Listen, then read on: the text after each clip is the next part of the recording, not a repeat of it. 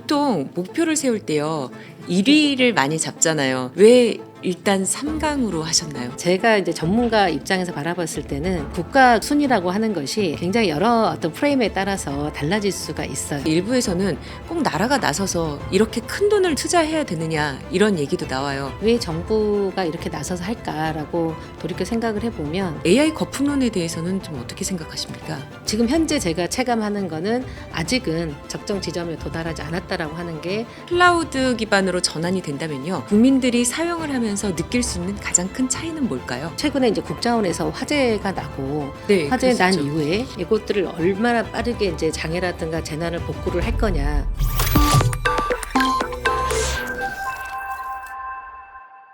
영도와 100도 사이 AI 기술의 온도를 확인하는 시간, 기술의 온도 진행을 맡은 한정현입니다. 지금 전 세계적으로 AI 경쟁력을 잡기 위해서요, 국가적 차원에서 전폭적인 지원과 파격적인 정책들이 쏟아져 나오고 있습니다. 우리나라 역시 도약을 위한 행보에 나섰는데요. 과연 대한민국 AI 3대 강국에 들어가기 위해서 어떤 계획을 가지고 있을까요? 국가인공지능전략위원회 TF 위원이시자 AI 클라우드 소프트웨어 전문기업 오케스트로 클라우드의 대표이신 박소아 대표 모셨습니다.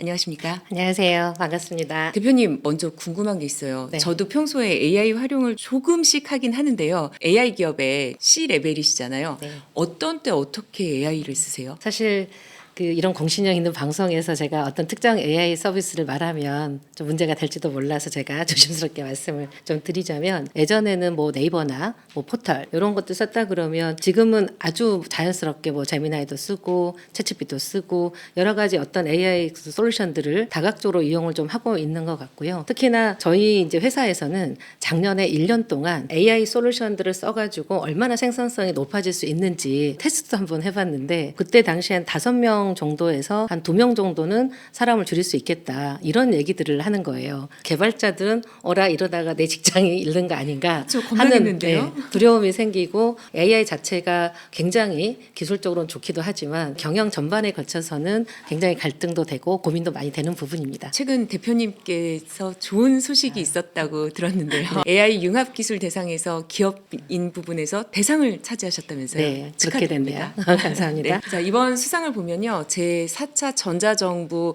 클라우드 플랫폼 구축 사업을 성공적으로 이끈 결과 이렇게 들었습니다. 근데 일반적으로 이제 전자정부 클라우드 플랫폼 하면은 좀 생소할 수도 있거든요.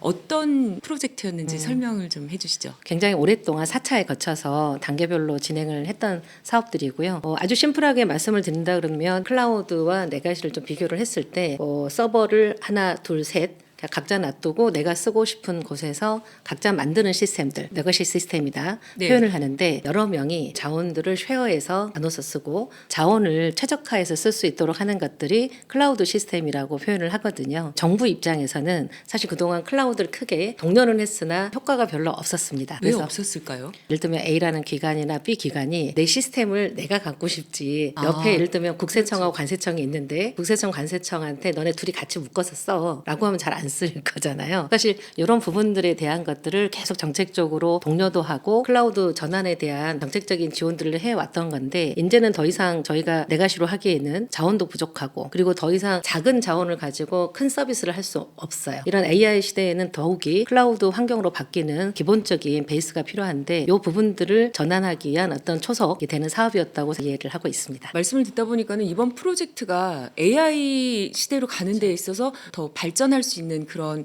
계기가 될 것 같은데요. 네네. 클라우드를 안 하고 AI를 한다라고 생각을 하면 GPU를 많이 얘기를 하잖아요. 근데 그 GPU가 한 개의 서비스에 뭐 하나를 쓴다 라고 하는 것과 내가 일하지 않았을 때 누군가 이제 그 자원을 쉐어를 한다, 이건 엄청난 일이잖아요. 가능하면 자원들을 쉐어하고 그 자원들의 어떤 뭐 클러스터라든가 기술 요소들을 계속 개발을 해서 좀 최적화를 시키는 이런 과정들이 중요한데요. 클라우드는 AI 서비스를 활성화하는데 아주 기본적인 기술이 된 거라고 보시면 될 것 같습니다. 그랬을까요? 최근 보면요, 글로벌 빅테크 기업으로 꼽히는 뭐 기업들의 AI 인프라 경쟁이 아주 치열해지고 있는 그런 상황인 것 같습니다. 특히 알파벳이나 아마존, MS 같은 글로벌 빅테크 기업들은요, 올해 AI 인프라에 6,500억 달러, 그러니까는 우리 돈으로 940조 원을 투자한다라는 기사를 봤어요. 이렇게 클라우드 구축과 뭐 반도체, 뭐 데이터 센터, 인프라를 구축하는데 어마어마한 돈이 들어가네요. 그렇죠.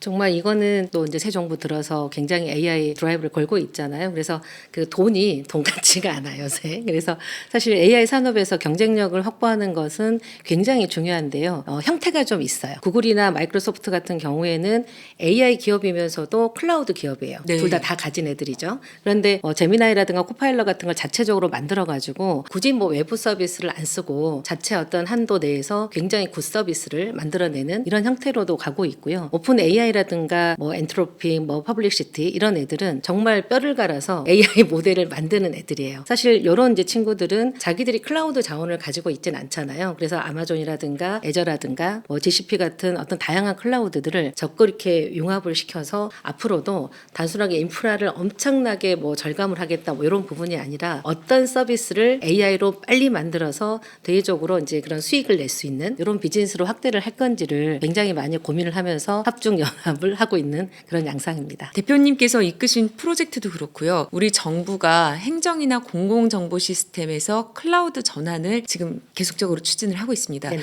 그러면은 실제 정부 시스템이 클라우드 기반으로 전환이 된다면요. 국민들이 사용을 하면서 느낄 수 있는 가장 큰 차이는 뭘까요? 일단은 그 자원을 최적화해서 쓰니까 비용 절감이 되잖아요. 비용 절감 이코로 세금이 줄어들 수 있는 아주 뭐 기본적인 행복하네요. 네, 네. 그런 얘기를 할 수가 있는데 사실 더 크게 저희가 클라우드 전환을 하는데 목적이 분명히 있었어요. 그러니까 하드웨어라든가 소프트웨어 이런 애들만 이렇게 묶어 놓는 거는 이제 이아스라 그래서 이제는 그 위에 프로그램들 여기 안에 있는 프로그램들을 클라우드 네이티브화라고 해서 클라우드 네이티브 전환이라고 하는 것들을 24년부터 현재 굉장히 열심히 추진을 하고 있는데 최근에 이제 국자원에서 화재가 나고 네, 화재 난 그랬었죠. 이후에 이것들을 얼마나 빠르게 이제 장애라든가 재난을 복구를 할 거냐. 클라우드 네이티브 전환이 돼 있는 애들은 빠르게 복구를 좀 할 수 있었고 대국민 입장에서는 뭐 장애라든가 이런 뭔가 이슈가 발생을 하더라도 빠르게 정부의 서비스를 활용할 수 있다는 측면에서 베네핏이 좀 생기는 이런 부분들이 있고 사실 말씀하셨던 것처럼 이 화재로 인해서 갑자기 정부 시스템에 접근이 안 됐을 때 그쵸. 제가 계약할 일이 있었는데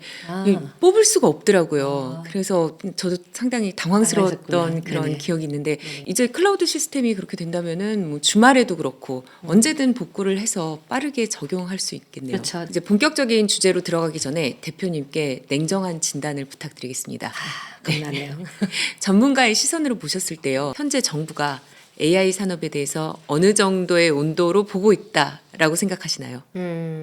사실 제가 정부는 아니어서 정부의 온도는 개인적으로 잘 모르겠으나 제가 현장에서 사실은 정부 정책에도 많이 참여를 하고 현장에서 일을 하고 있다 보니까 제가 느끼는 온도는 한 75도 75도. 정도 생각합니다. 지난번에 사실 저희 일화에서요. 알파고 씨가 나오셔서 80에서 90도란 얘기를 했었는데요. 근데요? 네, 차이가 조금 아. 있는 이유를 설명해 주실 수 있을까요? 그러니까 저는 이제 AI 정책의 어떤 산업 진흥의 목표가 끓는 점을 항상 딱 100도는 끓는 점이잖아요. 네. AI를 이제 주요 국정과제 정책으로 딱 선정을 하는 시점이 저는 시작이 반이라고 했을 때 이제 50%라고 네. 생각을 했던 거고 제가 볼 때 아직 아직은 성과는 나는 본 네. 적은 없으니 네. 이 정도는 한 75도 정도로 해놓고 저는 그것도 네. 굉장히 저는 높다고 생각을 하고 있고요. 네. 사실 함정은 75도에서 100도는 한순간이잖아요. 사실은 이 중간에 얼마만큼 이 험난한 이 여정들을 잘 극복을 해내냐에 따라서 물을 끓게 할 수도 있고 정말 계속 미지근한 상태로 돈만 계속 들어가는 이런 상태가 되지 않을까 해서 굉장히 잘해야 되겠다라는 생각을 좀 하고 있습니다. 그러면은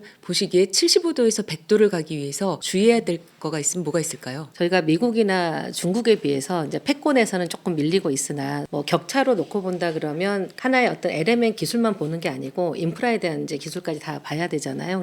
좀 더 격차가 줄어든 3위로 만들어가는 과정이라고 저는 생각을 하고 있고요. 실제로 이것 때문에 저희가 계속 그 소버린 AI 그리고 소버린 클라우드 이런 얘기들이 화두긴 한데요. 미래의 어떤 국가 경쟁력의 핵심으로 이 독자적인 어떤 산업 기반을 갖출 수 있느냐 없느냐는 선택의 여지가 아니라 필수로 좀 준비를 해야 되지 않나 이렇게 생각을 좀 하고 있습니다. 일단은 자전거 얼른 탔잖아요. 네. 탔으니 무조건 앞으로 달려가야 된다. 절대 쉬지 멈추지 말고. 않아야 된다. 네. 네, 정부 정책을 보면요. 지금 굉장히 지원이 많은 것 같아요. 대표님께서 현재 국가인공지능전략위원회 TF위원으로 참여를 하고 네. 계시잖아요. 네. 위원회에서는 어떤 일을 합니까? 당연히 뭐 대통령 직속에 있는 이제 AI 위원회이기 때문에 국가 AI 전략에 대한 전체 컨트롤 타워 역할을 하고 있는 것으로 보시면 되고요. 실제로 최근에 2월 10일 정도였던 것 같은데 그 대한민국 인공지능 행동계획을 99개 세부 전략까지 해서 발표도 했었고 과거에는 제대로 하는지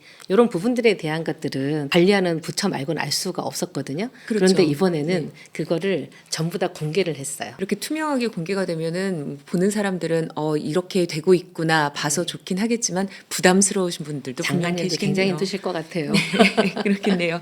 얼마 전에는 또 AI 3대 강국 도약을 위한 청사진을 그렸다 이렇게 들었는데요. 우리의 AI 핵심 전략 포인트 뭐 어떻게 봐야 될까요? 첫 번째는 AI 혁신 생태계. 그동안 저희가 뭐 내 것이라고 하는 부분이라든가 뭐 클라우드 하더라도 AI가 접목이 안 된 정부 서비스를 하고 있었다라고 한다 그러면 어떻게 획기적으로 범정부 혁신을 할 건지 뭐 거기 안에 좀 특이한 거는 이제 국방 쪽 이런 부분들도 AX를 좀 가속화를 해서 네. 저희가 너무 이제 요새 전쟁을 가까이 겪고 있지만 여기에서도 우리가 서버의 AI 기술을 통해서 어떻게 방어를 해 나갈 건지 마지막으로 결국은 이제 우리 집안에서만 이것들이 된다고 해서 글로벌 AI 상강이 될 수는 없잖아요. 그래서 글로벌 AI 기본사에 기여하는 관점에서 모든 국민이 AI를 다 활용할 수 있는 혜택을 받을 수 있는 AI 기본사의 추진 계획이 마련이 되어 있습니다. 보통 목표를 세울 때요 1위를 많이 잡잖아요. 왜 일단 3강으로 하셨나요? 제가 대통령이 아니니까 그걸 알 수는 없지만 그냥 제 여담이지만 우리나라가 3을 굉장히 좋아하는 것 같아요. 행운 숫자 3. 맞습니다. 그래서 333. 3인 것 같아요. 네, 그렇죠. 그래서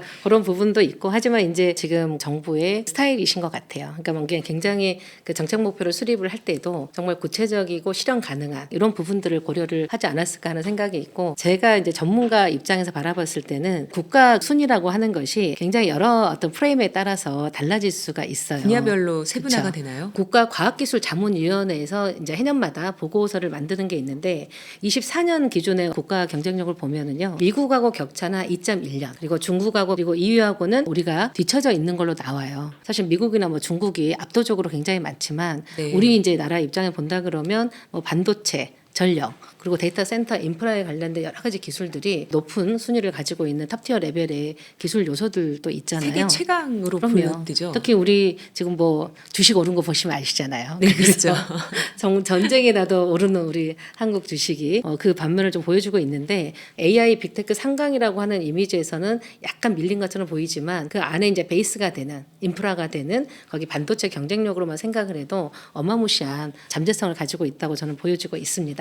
네, 말씀하신 것처럼 국가 주도로 좀 가는 경향이 있잖아요. 일부에서는 꼭 나라가 나서서 이렇게 큰 돈을 투자해야 되느냐 이런 얘기도 나와요. 왜 정부가 이렇게 나서서 할까라고 돌이켜 생각을 해보면 뭐 대기업들에게 정부가 나서지 않았다라고 하면 본인들 기업의 생산성을 높이는 데 우선하고 나란 일에 신경을 썼을까요? 우선순위는 뭐 그쵸. 기업은 돈을 벌어야죠. 그렇죠. 사실 이런 부분에 있어서 자기들의 난제 해결도 중요하지만 자체 기술력을 확보를 하고 이 기술력을 토대로 조금 더 국가 경쟁력 높여보겠다라고 하는데 저는 동참을 했다고 보는 거고요. 결국 소버린 AI를 저희가 만들게 된 배경을 잘 봐야 됩니다. 소버린 AI에 대해서 관심이 없었어요.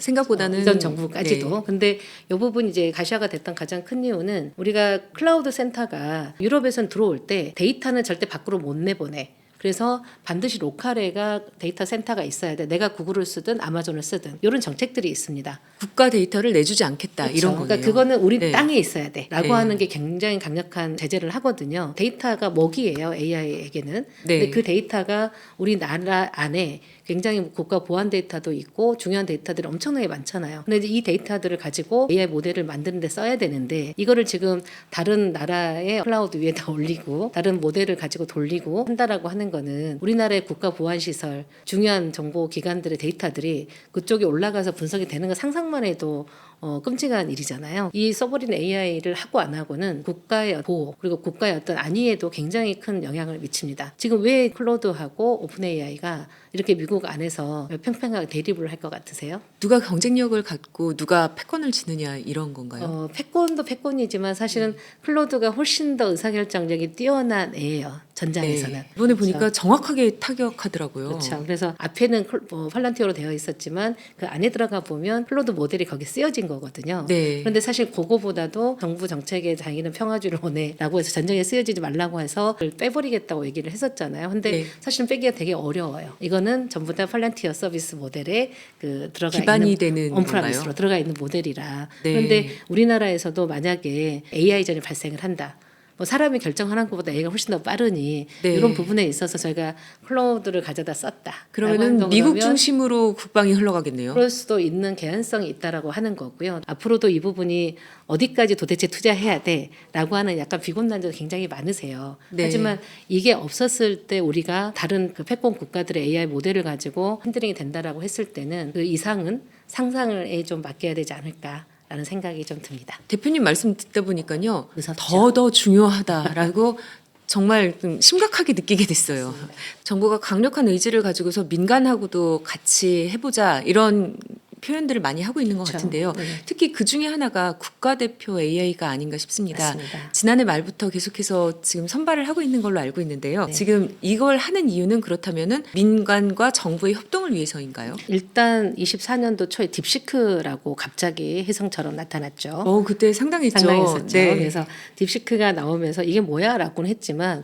사실 우리처럼 이제 엔지니어 쪽에 좀 가까우신 분들은 저거 괜찮은데? 저는 사실 현장 엔지니어 분들이 어떻게 생각하고 있는지 지금 처음 들었습니다. 그래서 전 중국 모델은 사실 안 쓰는 게 좀 많지 않을까라고 생각했는데 또 많이 앞서가 있는 부분들도 있나 그럼요. 보군요. 이미 한번 필터링이 되어 있는 오픈 AI 데이터들을 잘 가져다가 그런 딥시크 모델을 만들어냈다라고 하는 거는 굉장히 저는 혁신적인 접근이었다고 생각을 하고요. 어떤 형태든 간에 내재화를 시켰다라고 하는데 굉장히 포커싱이 됐었습니다. 그래서 우리나라가 처음엔 추격조라고 표현을 할 정도로 우리도 이제 빨리 이거 추격을 해서 가지 않으면 안 되겠어라고 해서 저희가 이제 서버린 AI라고 하는 부분들을 리마인드를 좀 하게 된 거고요. 우리나라에서도 외부에 있는 어떤 모델을 가져다 쓰는 게 아니고요. 자체적인 어떤 모델을 개발을 해서 국가대표로 선발을 해놓고 중요한 어떤 사업들 영역에 우리가 이제 결정적일 때 사용할 수 있도록 하겠다라고 해서 27년에 2월달 정도가 되면 이제 2개를 선정하는 걸로 현재는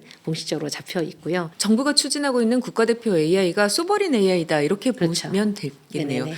그러면 국가대표 AI 말하자면은 좀 국대 같은 느낌이거든요. 맞습니다. 그럼 최종 선발이 되면은 그 다음에는 어떻게 되나요? 최종 선발이 되고 나면 이제 그분들은 전부 다 공개를 해야 돼 오픈형으로. 그래서 이제 국가에서 필요로 하는 요소에서 그 모델들을 이제 활용할 수 있도록 독려를 해 나갈 거고 우리나라에서만 쓰는 것도 의미가 없잖아요. 그래서 글로벌로 수출을 할 건지 이런 모색까지 해서 다양한 정책들을 준비를 하고 있고. 그럼 국내에서는 국가대표로 선발이 되면 공공재의 기본이 되는 기초를 마련하고 네네. 또 해외로 수출을 할 때는 국가가 또 지원을 해주고 이런 굉장히 좋은 모델이 되겠네요. 그럼요.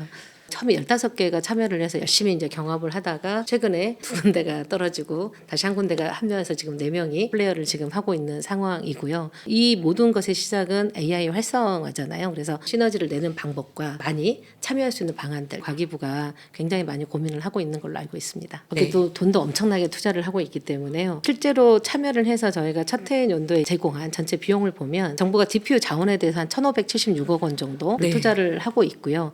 데이터도 사줍니다. 그리고 심지어 인재도 영입해라라고 해서 250억 원을 일단 예산을 할당한 상태예요. 정부가 AI 관련해서 과감한 정책들을 계속 지원하고 있는데요. 그런데 사실 이 오픈 AI처럼 스타트업으로 시작해서 세계를 흔든 그런 경우도 있어요. 스타트업이 사실 격차를 따라가기에는 아이디어나 기술보다는 자본이 더 필요할까요? 기술이 있다면 당연히 자본이 뒷받쳐 주면 이제 굉장히 빠르게 성장할 수 있을 거고 네. 인프라를 해줄 수 있는 자본이 있는데 기술이 없으면 사실 그거는 뭐 의미가 없는 거잖아요. 그래서 사실 두 가지 관점의 기회가 좀 열려 있다고 보는데요. 일단 이렇게 고비용 구조의 어떤 기술 혁신이라든가 서비스 모델 다양화를 글로벌 빅테크조차도 어려운데 이런 것들을 계속 유지할 수 있을까? 네이버라든가 LG라든가 SK 같은 경우에도 난제들이 굉장히 많기 때문에 이런 모델 사업이라고 하는 것들을 이제 스타트업들이 할 수밖에 없을 거라 기술 집약적인 스타트업들의 인프라나 이런 투자들이 많이 이루어져서 진행을 했으면 좋겠다는 게 이제 첫 번째 생각인데 또 다만 이제 AI 사업이 자본 집약도가 너무 크잖아요. 그래서 네. 글로벌 경쟁력으로 이제 확대를 하려고 했을 때 단순하게 파운데이션 모델을 만든다라고 하는 부분이 아니라 이걸 어떻게 서비스로 만약에 병행을 하고 수익을 가져올 수 있도록 하는 이 타이밍을 어떻게 잡을 건지 를 두 번째로 좀 고민을 적극적으로 해주면서 좀 정책적으로 지원을 해줘야 되지 않을까. 자, 대표님 그런데요. 이렇게 막대한 돈을 들이는데 사실 손에 얻는 게 없다. 이런 얘기들이 나오면서 AI 거품론이 나오고 있어요. 뭐 가장 빠르게 반응하는 주식시장부터 막 흔들리고 미국은 현재 굉장히 트리거가 돼가지고 주가가 안정적이지 못한 모습도 보이기도 했습니다. AI 거품론에 대해서는 좀 어떻게 생각하십니까? 지금 현재 제가 체감하는 거는 아직은 적정 지점에 도달하지 않았다라고 하는 게 이제 제 개인적인 생각이 좀 합해서 의견을 좀 들을 수가 있고, 지금 현재는 이제 학습을 하기 위한 인프라 투자가 80% 정도를 차지하고 있어요. 네. 그리고 나머지 20%가 이제 서빙이라 그래서 서비스 영역을 쓰고 있는데, 이걸 이제 교차하는 시점이 어느 시점으로 볼 거냐의 차이인 것 같습니다. 근데 지금 이제 밸런스가 8대 2 정도이기 때문에 이 부분들이 어느 정도 궤도에 오른다 그러면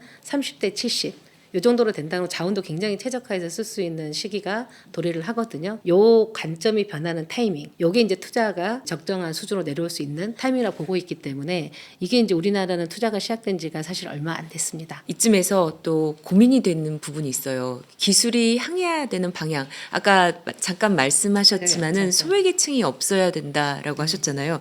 디지털 포용인데요. AI 사용이 좀 어렵거나 잘 몰라서 소외되는 분들에게는 어떻게 공공 AI 인프라 혜택을 누릴 수 있게 좀 전달을 하실 예정인지요? 정보격차 해소는 인터넷 시대가 처음 도래를 했을 때, 사실은 그때부터 그리고 또 디지털로 전환할 때 모든 단계별로 항상 숙제였었어요. 그런데 네. 이제 AI 시대를 맞아오니 어떤 사회적 약자, 정보 약자, 취약계층에 대한 고민들을 해야 될 수밖에 없어서 올해 1월 달에 디지털 포용법을 제정을 했어요. 네. 쉽게 말하면 일반적으로 신기술이 뭐 나올 때마다 거기에 이제 적응을 하기 어려운, 뭐 자주 듣는 것 중에 키오스크, 네. 또 사실은 못 쓰는, 주문을 못해서 주문을 서 못해 있는 밥을 못 분들 먹는다 뭐 이런 계시잖아요. 얘기도 네. 했고, 사실 이런 부분들은 얼마나 이제 사용감을 높일 수 있느냐 하는 건 결국 소통이거든요. 공공 전자정보 서비스는 OECD 국가 중에서 굉장히 높아요. 상대적으로 만족도가 그동안에 좀 떨어져 있던 부분이 없잖아 있었어요. 옛날에 처음에 너무너무 좋았는데 왜 이제 조금씩 뭔가 이렇게 불편하지? 가장 포인트는 단순하게 기술에 대한 게 퍼펙트한 것보다도 얼마만큼 나를 알아채는지, 내가 원하는 대로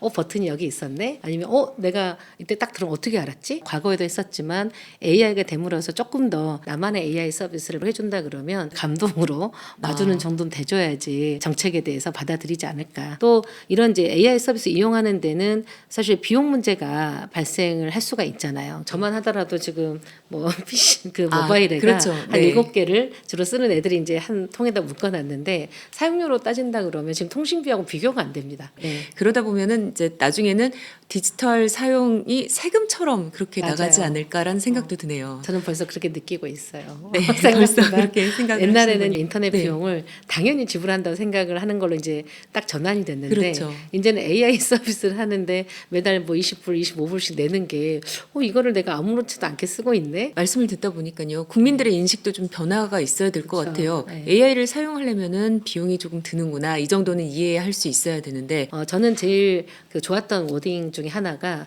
모두의 AI예요. 모두의 AI. 모두의 AI. 그래서 모두의 AI를 이제 다양하게 해석들을 하시는데, 내가 예를 들면 모두가 쓴다라고 하는 이제 관점도 분명히 있기는 하지만, 이 모두라고 하는 관점에서 AI 모델을 만드는 기업이 AI를 사용을 해서 생산성이 되게 좋아졌어요. 그래서 현재 100명이 있는 인력을 가지고 AI를 썼더니 사람도 50%를 줄이고 생산성도 높아져서 돈을 엄청 벌었어요. 그럼 이걸 어떻게 해야 될까요? 정부의- 취업을 못하는 예. 예를 들면 청년 일자리의 보강을 저는 해줘야 된다라고 네네. 생각을 해요. AI를 써서 뭔가 생산성이 발생을 하고 편익을 봤다면 이 편익이 어딘가로 가야 된다고 할 때 이런 일자리를 줄였으면 일자리를 만들 수 있도록 하는, 뭐 예를 들면 졸업한 사람들을 경력자로 만들어주는, 요새 신입사원 잘 안 뽑히거든요. 교육기관이라든가 정부 이런 정책. 프로그램에다가 투자를 해서 편익이 갈 수 있다 그러면 이게 저는 모두의 AI에 좀 판이 되지 않을까 하는 생각이 있어서, 이런 선순환 구조를 저는 알게 해줘야 될 것 같아요.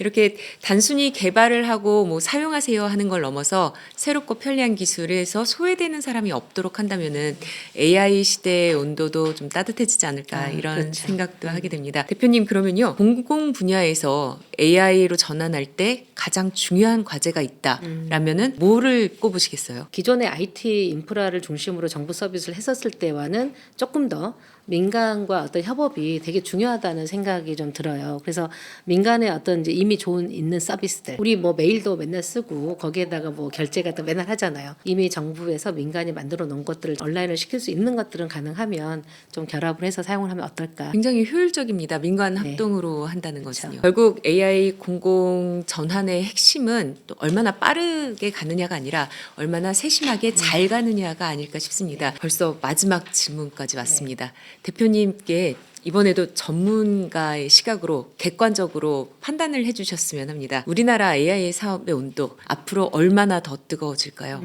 기본적인 거는 저는 100도가 가는 거는 당연한 거라고 생각을 하고 있고요. 75에서 이 100까지 가는 과정을 그 25도를 어떻게 견뎌내느냐가 굉장히 좀 중요한 미션이 되지 않을까 생각을 합니다. 네, 오늘 박수와 오케스트로 클라우드 대표와 함께 우리나라의 3강 전략 그리고 AI 현 주소까지도 알아봤습니다. 이렇게 대표님 말씀을 들으니까요. 현재 우리나라가 AI 산업에서 어느 정도의 위치에서 무엇을 하고 있는가가 그려지는 것 같습니다. 대표님께서는 오늘 이 시간 어떠셨는지 소감 부탁드릴게요.